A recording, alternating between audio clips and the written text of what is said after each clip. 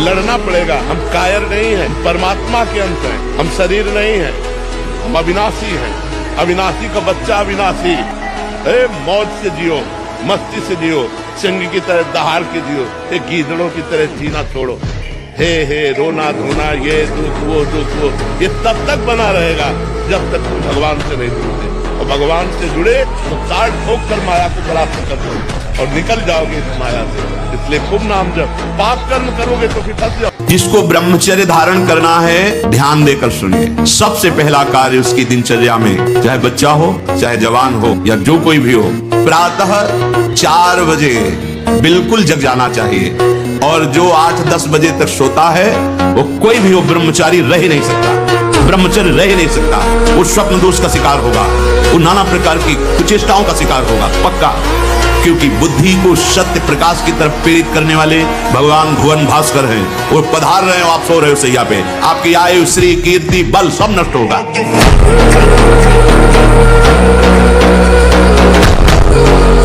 समझने वाले क्या समझते हैं, हमको क्या फर्क पड़ता है, हम क्या है, हमारी समझ ठीक होनी चाहिए। आप समझ रहे हैं, हमको लोग क्या समझते हैं, इसके लिए हम जीते हैं क्या? हमारी क्या समझ, ये बात समझ के जीना चाहिए। हम धर्म से जीते हैं, हमारी समझ भागवतिक है।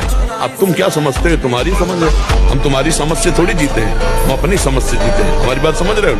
हाँ, किसी की समझ के गुलाम नहीं है। ये मनुष्य जन्म है, हम अविनाशी हैं, परमात्मा के अंश है। दहाड़ना सीखो, हर कष्ट को गले लगाना सीखो, हर संघर्ष को रौंदना सीखो। अरे बिल्ली कुत्ते की तरह रो करके मर जाना, ये मनुष्य जन्म है।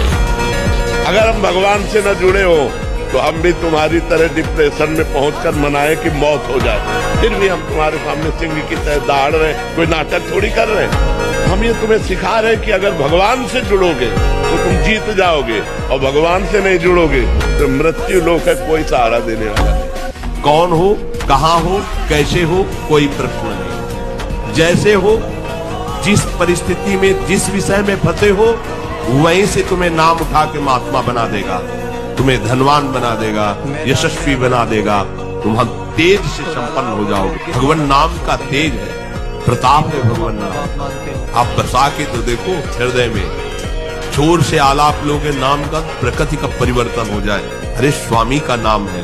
तुम इतने मजबूत बनो कि कोई भी बुराई तुम्हारे हृदय में प्रवेश न करे, कोई भी तुम्हें बुरा न दिखाई दे, और तुम सब में भगवान को देखकर इस माया पर विजय प्राप्त करो। कोई भी बुरा हमको दिखे ना, और कोई भी बुराई हमको परास्त न कर पावे, कोई भी दुख हमारी प्रसन्नता को न छू पाए, क्योंकि सर्वम खलमिदम ब्रह्म, सब जगह वही विराजमान है। कौन बुरा है? सच्चा ज्ञान, सच्ची अच्छाई तो यही है ना कि बुरे में भी मुझे भगवान दिखाई दे। ब्रह्मचर्य को पुष्ट रखने के लिए कम से कम 48 मिनट बिना हिले डुले पद्मासन और सिद्धासन का अभ्यास करना चाहिए, मेरुदंड सीधी करके। उदा द्वार और मूत्रेंद्रीय द्वार के बीच की जगह में बाएं पैर की एड़ी होनी चाहिए, और मूत्रेंद्रीय के ऊपर दाहिने पैर की एड़ी ऐसे आती है, तब वो ऐसे सिद्धासन ऐसे होता है। ऐसे 48 मिनट बिना हिले डुले सिद्धासन और पद्मासन का अभ्यास करें।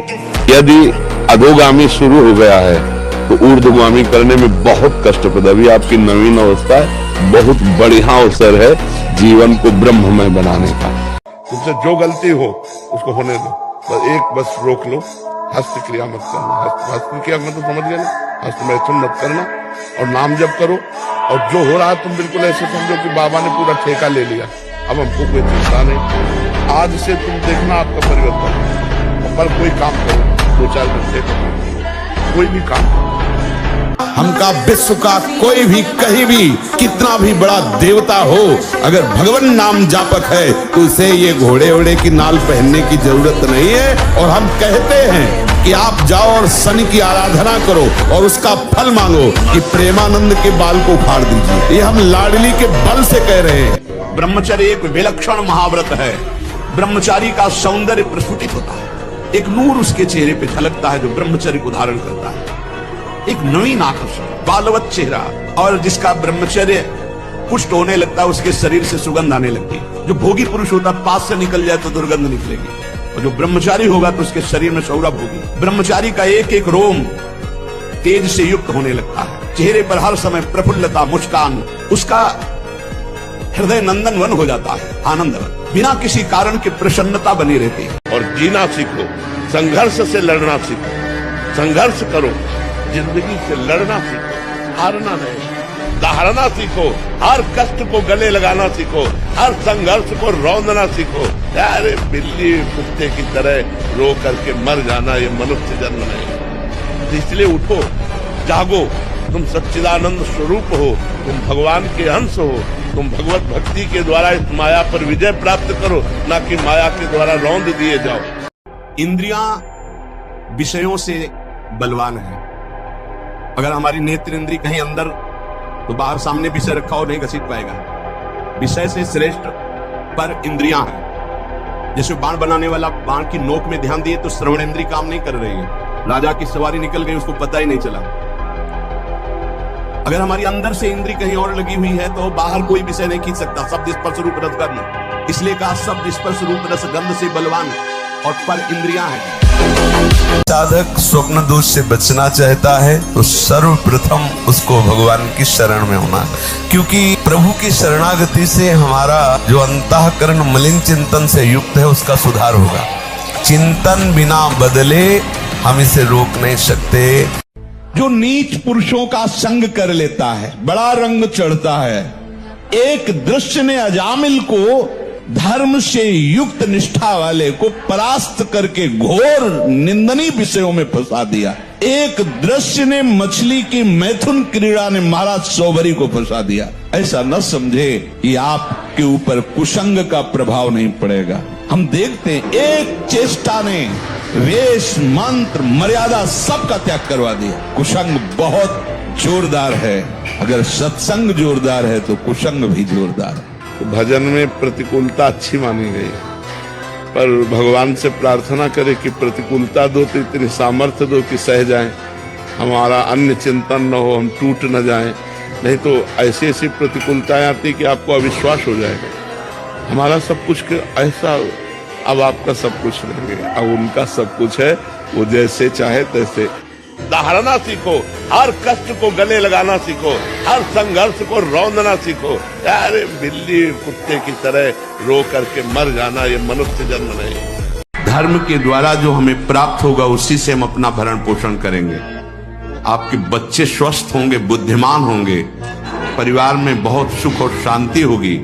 भले दीपक की तरह जलो, बहुत काल तक रहेगी। लक्ष्मी जी भी आपके घर में बहुत काल, हम ये नहीं कहते कि बहुत नहीं, जितनी है बहुत सुख शांति से चलोगे। यदि तुम भजन की सोचोगे कि अब मुझे भजन करना है तो पाप नष्ट होना शुरू हो जाएगा। ये बड़े कृपालु हैं। महान दुराचारी भी सोच ले भगवान की सिवा मेरा कोई कल्याण नहीं कर सकता, बस मैं उसे महात्मा बना दूंगा, चिंता न करो। यदि तुमसे पाप बन गए हैं, भूल हो गई है, तो प्रभु का नाम जपने की सोचो केवल, तो पाप नष्ट होना शुरू हो जाएंगे। और नाम जब शुरू किया तो वो अवश्य। फ्रस्ट्रेशन क्या है? हाँ, बोले उसको शांत करने का बहुत बढ़िया उपाय है, हस्त मैथुन कर लीजिए और आप शांति से फिर अध्ययन कीजिए। ऐसी बुद्धि मारी गई कि मतलब ऐसा लगता है कि ऐसे लोग कैसे हमारे समाज को आगे बढ़ने देंगे। आप सोचो, जो कह रहा है वीरपात करके शांति मिलेगी, फिर आप अध्ययन कर लीजिए तो मित्र हो सकता है। अरे वीरपात जीवनी शक्ति, आप उसे क्या समझते हो? अपने दिमाग में लाओ कि तुम्हें ब्रह्मचर्य नहीं खंडित करना। अगर वो रहेगा तो दिमागी स्तर हम तुम्हारा सुधार पाएंगे। तुम आज से डिप्रेशन रहित मान लो, अब मत मानना कि तुम डिप्रेशन में हो। तुमसे जो गलती हो उसको होने दो, बस रोक लो, हस्त क्रिया मत करना। हस्त क्रिया मतलब समझ गए ना, हस्त मैथुन मत करना और नाम जप करो। और जो हो रहा है तुम बिल्कुल ऐसे समझो कि बाबा ने पूरा ठेका ले लिया, अब हमको कोई चिंता नहीं। जब हार हो जाती है उपायों की, तब ये बात ध्यान आती है कि है कोई ऐसा जो मुझे बचा सके। चौथे पहर प्रातः 4 बजे बिल्कुल जग जाना चाहिए, और जो 8-10 बजे तक सोता है वो कोई भी हो ब्रह्मचारी रह नहीं सकता, ब्रह्मचर्य रह नहीं सकता। वो स्वप्न दोष का शिकार होगा, वो नाना प्रकार की कुचेष्टाओं का शिकार होगा पक्का। क्योंकि बुद्धि को सत्य प्रकाश की तरफ प्रेरित करने वाले भगवान भुवन भास्कर हैं। वो पधार रहे हो, आप सो रहे हो सैया पे, आपकी आयु, श्री, कीर्ति, बल सब नष्ट होगा। आप पहचाना हमको, आप वही हैं जिनको कल हमने रोका था कि आप, तो बोले मुझे जानते हो? तो हम कहा आपको तो नहीं जानते, लेकिन आप हमें नहीं जानते होंगे। भगवत आवेश में हो गए एकदम। हम कहा आप हमें नहीं जानते होंगे। तो उसने पहले चाकू निकाली और रखा, बोले इसको जानते हो? कहाँ जानते? फिर पिस्तौल निकाली, ऐसे रखा, बोले इसको जानते हो? हम कहा हमारे पास कमंडल रखा था, ऐसे खोला और गंगा जल, हम कहा इसको जानते हो? जो इसके अनुसार चलते हैं ना, बहुत बेईमान है ये मन। सदैव हमको गिराने की ही कोशिश की, कभी उठाने की नहीं की। इसको जब देखा है तो ये हमारे नाश का ही कारण बना है, हमारे पतन का ही कारण बना है। हमें गिराने की कोशिश की है। गुरु प्रदत्त विवेक के द्वारा इसको जब पकड़ पाए, समझ पाए, ओहो इसकी तो चाल ही है। जरा सा भी अगर हमें कहीं भी भागवती का आनंद मिलता है, उसी आनंद में हम थोड़ा सा ढील करते हैं और ढील पाते ही हमें वही विषय में गिरा देता है जहां हम फिर बैठे जलते रहे। एक क्षण के विषय संयोग को कई कल्पों तक नरक पहुंचाने की रचना रच देता है। इसलिए सावधान। मान, कीर्ति, प्रतिष्ठा, यश, ये आखिरी बाण है माया का। साधक को कभी इसे स्वीकार नहीं करना चाहिए। भगवान जैसे जिसको चलाना चाहते वैसे चलना ही पड़ेगा। प्रभु आज्ञा जहि का जस आही, ते सो ते भांति रहे सुख लाई। प्रभु जैसे चलाना चाहते मतलब बकाया प्रार्थना करो प्रभु से कि ऐसा मत चलाएं, ऐसा चलाएं कि कोई तुम्हारी चाल न समझ पाए। और आप सच्ची मानना, आपकी एक बार इंद्री मन छूट हो गई तो जिंदगी भर दबे रहोगे, दहाड़ने लायक नहीं रहोगे। माया तुम्हारे को सदैव कोसती रहेगी, तुम्हारा हृदय जलता रहेगा। ऐसा कैसे हो गया, ऐसा कैसे हो गया? जब ऊंचाई की तरफ सोचोगे तो सामने वो अगर प्रायश्चित करके मिटा दिया है तो बात है, नहीं तो वो कर्म सामने आ जाएगा। लगेगा नहीं हम इसी ऊंचाई लाए, नहीं हम इस ऊंचाई लाए। आपसे प्रार्थना कर रहे, अगर चूक हो गई हो तो उसको मिटा दो, नहीं आगे बढ़ने में बाधा पहुंचा देगा। अपने गुरुजनों से सलाह करके उसका प्रायश्चित कर लेना चाहिए। अगर गुरुजन कर दे जाओ कुछ नहीं तो कुछ नहीं, खत्म खेल, वो निपटा देंगे। वो करुणामय है, उनमें बड़ी सामर्थ्य है। एक एक चेष्टा आपकी शास्त्र सम्मत होनी चाहिए, नहीं फेल हो जाओगे फिर कुछ नहीं हो। मुझे बल्ब की तरह हो किसी काम के लिए हर समय ब्रह्मचर्य का संरक्षण कैसे हो ये तुम्हें सोचते रहना। ब्रह्मचारी हो, चाहे लड़की हो, शरीर हो चाहे पुरुष शरीर हो, ब्रह्मचर्य परमार्थ की ऊंचाई पर चढ़ने के लिए एक आवश्यक वस्तु है। ये पिज्जा बर्गर खा करके, चाउमीन पाउमीन खा करके थोड़ी कोई स्वस्थ होता है। आजकल की यही सब खा रहे। आप लोग जीना नहीं जानते हो।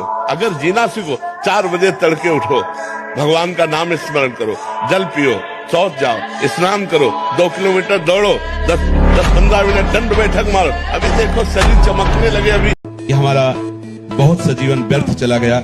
मुझे लगता है कि अब मुझे भगवत प्राप्ति नहीं हो पाएगी। अब मेरा कल्याण कैसे हो सकता है? बस यही स्वीकार कर लो।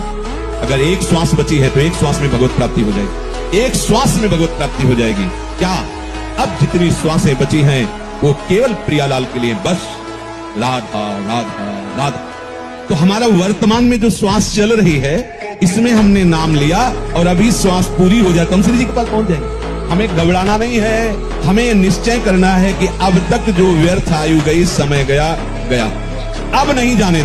आपको सच्ची बताए, जब ब्रह्मचर्य शरीर में होगा ना तो आप बैठ भी नहीं सकते चैन से। वो आपको इतना प्रेरित करेगा क्रियाओं में, आप जिस कार्य में लगेंगे सांगो पांग करेंगे। आपके ये जो ऐसे बैठे हो, लार बह रही है, ये सब ब्रह्मचर्य वो एक तेजोमयी ज्वलंत शक्ति है। ब्रह्मचर्य एक अलग ही दिखाई देगा आपको, भी आग अलग, आग नहीं दिखाई देती जैसे ऐसे ब्रह्मचारी आग होता है। आग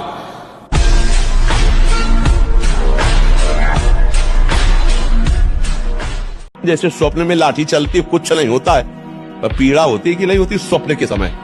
स्वप्न के समय अगर लाठी चलावे तो वैसे लगती है, नहीं स्वप्न में अगर हम डूब रहे हैं तो वैसे डूब रहे। स्वप्न में अगर पिटाई शुरू है या कोई गला काटने जा रहा तो वैसे बह लगला। भाई कुछ नहीं, अब बताओ उसको कैसे बचाया जाए? एक उपाय है कि उसको जगा दो। ऐसे ही हम सब मोह निद्रा में सब सो रहे हैं। ये पत्नी है, लड़का है, बच्चा है, रुपया है, पैसा है, ये कर लिया, ये कर लूंगा, ये कमा लिया, ये कमा लूंगा, ये जमा कर लिया, ये जमा कर लूंगा। और सोचते सोचते मर गए, कुछ नहीं कर पाए जो करने आए थे। अब कोई सदगुरु जगा दे, ए उठ, मोह निद्रा में पूरा, और जग गए तो स्वप्न के जैसे सारे दुख मिट जाते हैं, ऐसे तुम्हारे सारे पाप दुख चिंता शोक सब मिट जाते हैं। जिस समय उर्वशी जी नृत्यांगना बन करके आई तो अर्जुन के रूप को ही देखती रह गई। कमल लोचन जैसे श्री कृष्ण वैसे अर्जुन, तो उनका सावधान, ये प्रणाम नमस्कार मुझे नहीं, क्योंकि मैं तुम्हारी सेवा में काम भाव से युक्त होकर आई हूँ। नारायण भगवान की जंगा से प्रकट हुई उर्वशी जी हैं और अर्जुन जी को मोहित करने में असमर्थ नहीं।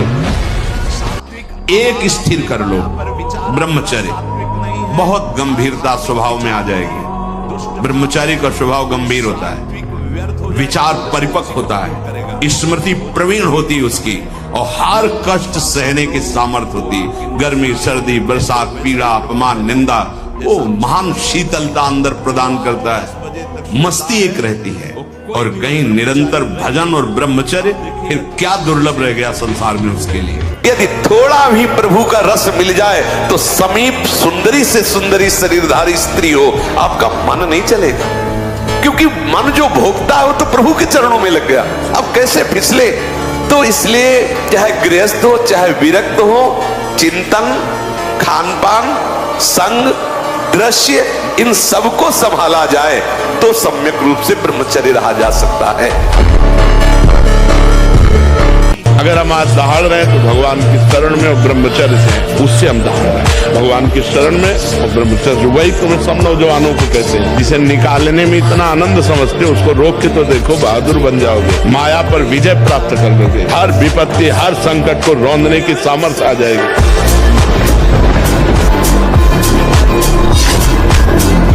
हम कह रहे अगर अपने पे आ जाए तो कोई इसे ताकतवर पैदा नहीं हुआ कि रोक ले इसे। इसको रोक सकता है तो भगवान या भगवान का नाम। ये जितना खेल है, जैसे नाटक मंच पर स्वांग किया जाता है, ठीक वैसे ही ये स्वांग है। न हम स्त्री है, न पुरुष है, न हम पदाधिकारी, हम वास्तविक भगवान के अंश हैं। हमें ये स्वांग मिला है इस सृष्टि में, ईमानदारी से अपना स्वांग कर ले तो स्वांग कराने वाला जो नाटकाचार्य है वो हमें इनाम देगा। इस स्वांग से हमें मुक्त करना। ध्यान रखना, अवश्य में भोक्तव्यम कृतम कर्म शुभाशुभम, जो जैसे कर्म करेगा वैसा फल देगा भगवान, भोगना पड़ेगा, इसलिए बहुत सावधान। तो कभी चूक मत कर देना, पत्नी के चक्कर में आकर अपने बूढ़े माता पिता को मारना पीटना या घर से निकाल देना, ऐसे कोई आचरण मत करना। पत्नी से को तुम करो या ना करो, हम तुम पर दबाव नहीं डालते, लेकिन आप हम पर दबाव नहीं डाल सकती कि माता पिता की सेवा से वंचित हो। जितना अधिक पुष्ट ब्रह्मचर्य होगा, विष चला जाए तो वो भी उसको मार नहीं सकता, इतनी क्षमता ब्रह्मचर्य में। विष को पचा डालो, भोजन की क्या बात। और जब ब्रह्मचर्य ऐसा कैसे हो सकता है? बल है ना, अध्यात्म बल, शारीरिक बल की बात नहीं कहते। ऐसा कैसे हो सकता है? यदि एक बार ऐसा हुआ तो 1000 बार मैं प्रयास करूंगा और इस पर विजय। वो मतलब जिद्दी स्वभाव, एक निष्ठा उसी से आती है, उसी से। पहले खेती जोतते थे ना किसान, एक फार वाला होता था और पूरे खेत को उसी से जोतला है, बलवान होते। 2 लीटर मठा और 8 रोटी पाए, बैल की जैसी ताकत। अगर बैल को नाक पकड़ के रोक ले तो वो वही खड़ा हो जाए।